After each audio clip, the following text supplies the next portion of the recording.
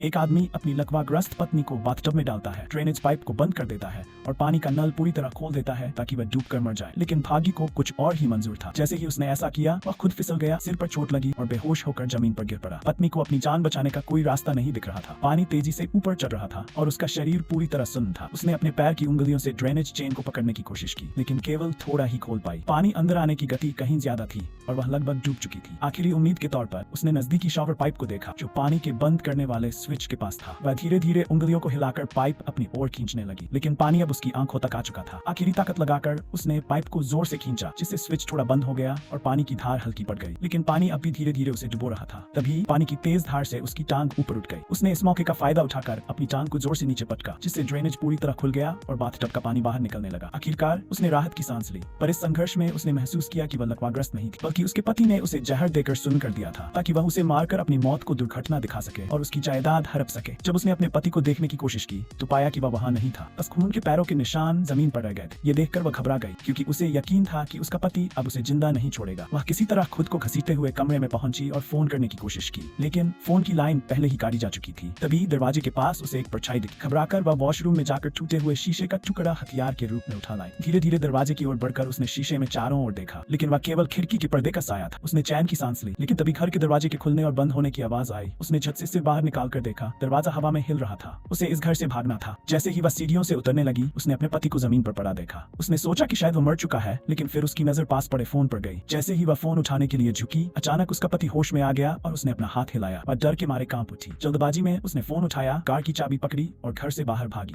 वह गाड़ी में बैठी और इंजन स्टार्ट करने की कोशिश की, लेकिन यह गलत चाबी थी। तभी खिड़की पर उसके पति का चेहरा दिखा। इस बार वह सही चाबी लगाकर गाड़ी स्टार्ट करने में कामयाब रही और तेज रफ्तार में निकल गई। भागते समय उसने पीछे मुड़कर देखा। पति उसका पीछा नहीं कर रहा था, लेकिन घर के बाहर रखी कुर्सी धीरे धीरे झूल रही थी, मानो कोई उस पर बैठा हो। वह इस अजीब दृश्य पर ध्यान नहीं दे पाई, क्योंकि अब उसका केवल एक ही मकसद था, भागकर अपनी जान बचाना। लेकिन उसे इस बात का अंदाजा नहीं था कि कार के अंदर कुछ और भी था। उसके पति का एक जूता गाड़ी से गिर पड़ा। कई किलोमीटर तक भागने के बाद उसे लगा कि अब वह सुरक्षित है। उसने फोन निकालकर पुलिस को कॉल किया, लेकिन जैसे ही फोन कनेक्ट हुआ, उसके पति ने पीछे से हमला कर दिया। संगर